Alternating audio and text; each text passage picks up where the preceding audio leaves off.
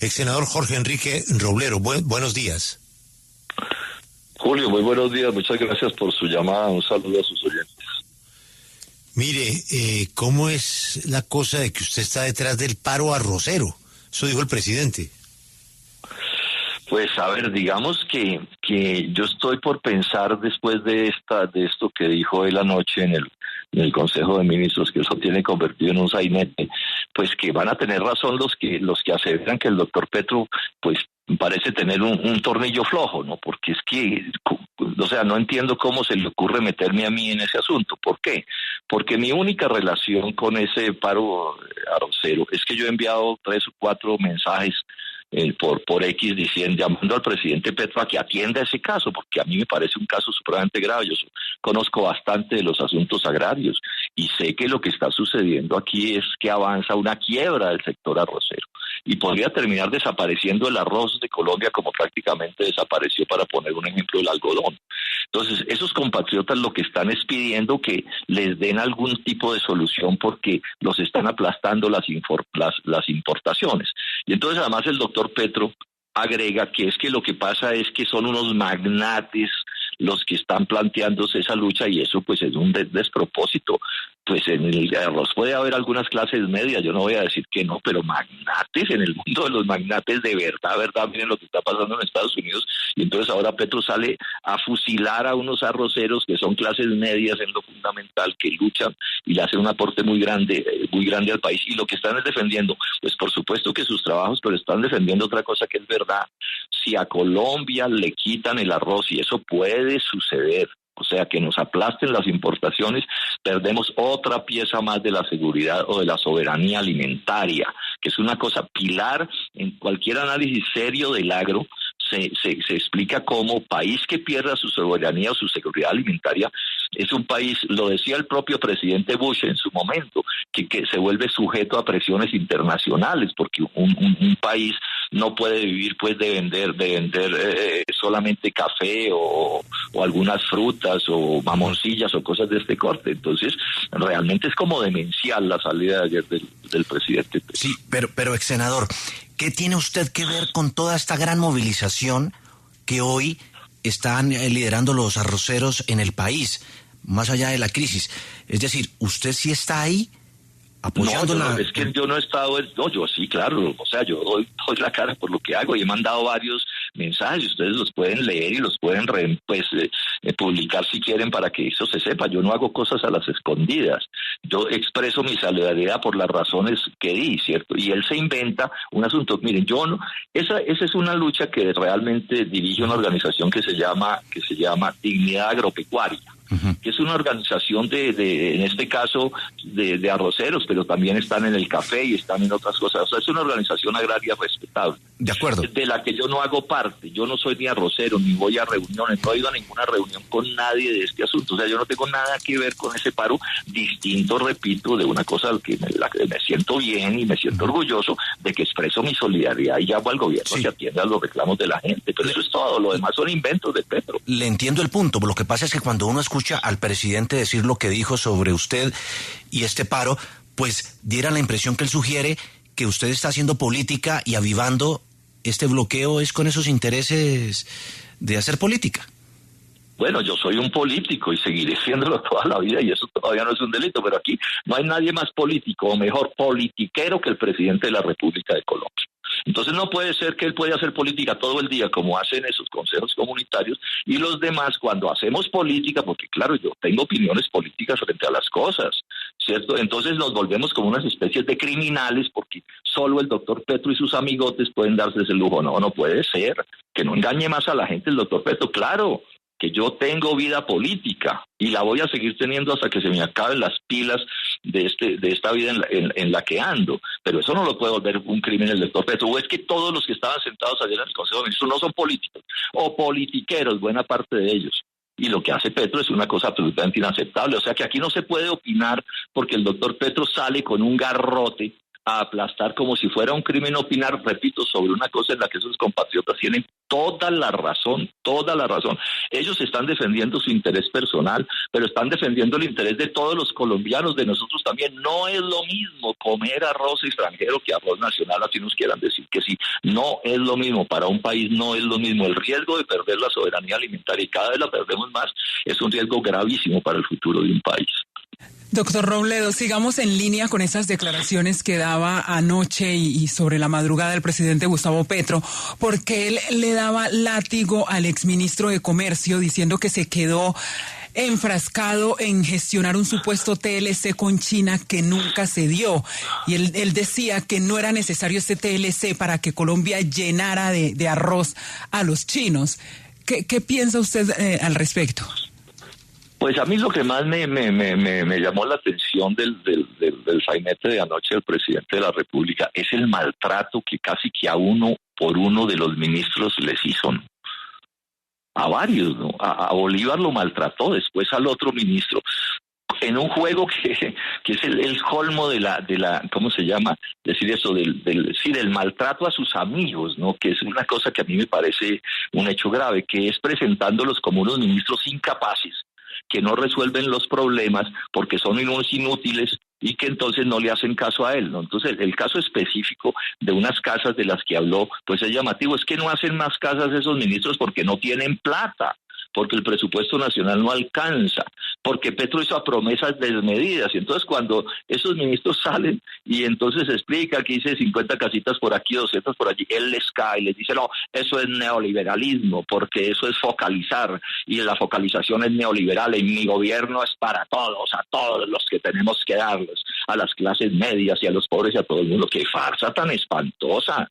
Petro no tiene presupuesto para cumplir las promesas electorales y esos pobres ministros a duras penas medio sobriaguan haciendo alguna cosita y entonces les cae a aplastarlos y a echarles la culpa de todo, porque claro, yo entiendo esto de lo que estoy hablando, pero estoy seguro que un número grande de la gente que votó por Petro, que ve ese programa de ayer, ese sainete de ayer, lo que van a decir es, claro, pobre el doctor Petro, unos son de la oposición, que no le aceptan nada, y los otros son los de su gobierno, que son un poco de mediocres y un poco de incapaces, que no le hacen caso al doctor Petro. No, pero hasta dónde va a llegar esta farsa que tenemos montada desde la Casa de Nariño. Le quiero cambiar el tema para hablar de otro hecho político interesante. Sucedió ayer y se confirmará en una semana. Los verdes que se van, los verdes que se quedan. El proyecto político de Claudia López busca refuerzo en el Congreso con los que se van y con la disolución de un matrimonio hasta ahora pues en condiciones civilizadas. Ellos dicen que lo hacen porque o si no quedará el país atrapado en la izquierda y en la derecha, y que Claudia, como Fajardo, como Galán, como usted, representan el centro, y que el país quiere es un centro y no más polarización. ¿Usted qué opina? Pues a ver, a mí me toca darle la razón a los verdes que están pues en el trabajo de la decisión, entre otras razones porque si yo no les diera la razón quedaría como un incoherente, porque recordemos que en mi caso yo fui senador del Polo varios periodos y nos retiramos del Polo un número importante de polistas, digamos, porque se lo tomó Petro. Entonces cuando Petro se tomó al Polo, pues algunos dijimos, este no fue el Polo que creamos y nos vamos de aquí. Y bueno, en el Polo hubo la sensatez para permitirnos hacer esa decisión. Yo creo que es lo que deberían hacer el verde petrista. Debería darles la posibilidad de hacer la decisión a los verdes que ya no se sientan conformes en esa organización y dejarlos retirarse pacíficamente, como hicimos en el Polo. Eso fue una separación pacífica. Eso, yo hago ese reconocimiento a quienes se quedaron allá, porque bueno, los desacuerdos eran muy grandes, que es lo que yo entiendo que está sintiendo entre los verdes. O sea, los verdes no crearon un partido para dárselo a Petro. Bueno, hay algunos que creen que sí, entonces bueno, que se queden con su partido, pero los que están planteando que no están conformes, yo pienso que tienen todo el derecho, porque aquí no es cierto que aquí nos tengamos que escoger obligatoriamente entre el petrismo y fuerzas de los partidos tradicionales. Aquí se puede construir proyectos, digamos, que sean alternativos, distintos a esos dos, no al juego que nos quieren imponer. Es que usted tiene que escoger entre los que gobernaron antes del 2022 y los que gobiernan ahora del 2022. Como fracasaron los unos y los otros, hay quienes, y me da la impresión de que entre los verdes hay ese mismo punto de vista, por lo menos entre algunos de ellos, que tenemos el derecho de tener otras opciones. O sea que me parece muy sensato lo que están haciendo. Lo otro sería quedarse allí por la politiquería y la mermelada y la corrupción y ese tipo de cosas, y eso sí sería perfectamente impresentable. Es grato volverlo a escuchar, ¿no?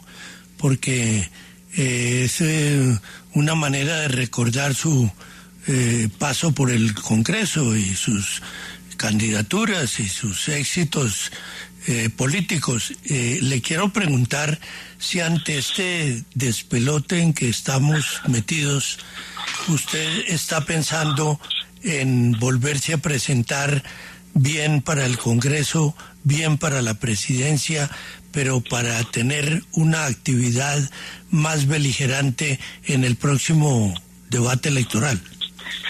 Doctor Casa, yo creo que como se ha notado, yo salí del Senado, pero no me salí de la política. A mí, yo tomé una decisión hace 53 años de centrar mi vida en la lucha política, y en eso voy a seguir hasta que se me acaben las pilas. Entonces, ahí sigo opinando, etcétera, y en relación con las elecciones del 2026, en dignidad y compromiso ya tomamos la decisión de que vamos a estar ahí. Ahí ya Sergio Fajardo se está moviendo, todos lo vemos, yo también me estoy moviendo, más gente se está moviendo. Nosotros estamos presentes en 30 departamentos, estamos promoviendo algún tipo de coalición para hacer mejor las cosas. Ahora, ¿yo qué papel jugaría ahí? ¿Candidatura a la presidencia? Eso ya lo hice hace unos años y no se me pasa por la cabeza intentarlo, o sea que eso está descartado. Mucha gente me está diciendo que vuelva al Senado y lo estoy pensando. Y esa es una decisión que tomaré más adelante y que podría terminar sucediendo. Pero en este momento no tengo esa decisión tomada. Todo va a depender de otras muchas cosas que estamos armando, pero también creo que la presencia mía en el Senado le podría servir a esa corporación, porque parte del problema que tenemos es que yo estoy convencido que el Congreso no está logrando jugar el papel que debería estar jugando en este momento. Pienso que hay una mediocridad muy grande. No digo que de todos los congresistas, por supuesto que no, pero realmente el Congreso se está quedando corto en relación en lo que hay que hacer. Entonces, bueno, estoy pensando... Listo, eso quiere decir que sí. Eso ya quiere decir que sí. Los periodistas son muy duros para traducir cosas. No, sí, hagamos la traducción simultánea e inmediata. No le he tomado. No, está clarísimo que sí, que va, y me parece muy bien porque figuras como usted hacen mucho bien al Congreso. Pero le quiero preguntar por el panorama general y de las elecciones presidenciales, cómo está el acomodo de fuerzas, y si otra vez los del centro se van a quedar en las mismas de siempre o esta vez sí tienen oportunidad. Pues digamos que por lo menos estamos convencidos de que tenemos que seguirlo luchando, y siento cada vez más respaldos en ese sentido, y más, digamos que hay por lo menos la idea moviéndose duro de que no nos pueden obligar a escoger entre un candidato del petrismo y un candidato de los partidos que gobernaron antes del 2022. Yo lo resumo en una frase: no nos pueden obligar a escoger entre los que consideramos que es escoger entre el peor y el más malo. Es que eso no tiene, a nuestro juicio, sentido. Entonces vamos a hacer un esfuerzo muy grande y yo espero que nos vaya bien. Yo siento que hay mucha gente que está pensando en esa dirección, y además tenemos la razón en otro sentido. Es que miren, aquí puede suceder que no gane el candidato del petrismo y se da un salto hacia el pasado, pero lo que puede suceder es que ese salto hacia el pasado nos lleve a gobiernos tan malos que terminen eligiendo después, yo no digo que pronto ni nada, pero en algún momento alguien bastante peor que Petro. Ojo con eso. O sea, porque tengamos en cuenta que Petro gana en buena medida por un voto de castigo. O sea, vamos a castigar a los gobiernos anteriores y a esos partidos y votamos por Petro. Fue lo que hizo muchísima gente. Bueno, aquí puede repetirse, yo no digo que mañana, ¿cierto? Pero en algún momento puede repetirse otro voto de castigo que ponga en la presidencia de la República de Colombia a alguien bastante peor que Petro. Yo sé que es bien difícil, pero esas cosas pueden suceder porque los pueblos se desesperan y se tiran por la calle del medio, como se dice. Coincido con Alberto, siempre es un placer escucharlo, senador. Aquí se le aprecia y siempre se le tiene su espacio para hablar un poco de la vida y del futuro de Colombia. Muy amable, senador. Mil gracias a ustedes por la hospitalidad siempre. Muchas gracias, Julio. Usted ve una caña, pero en realidad somos mucho más.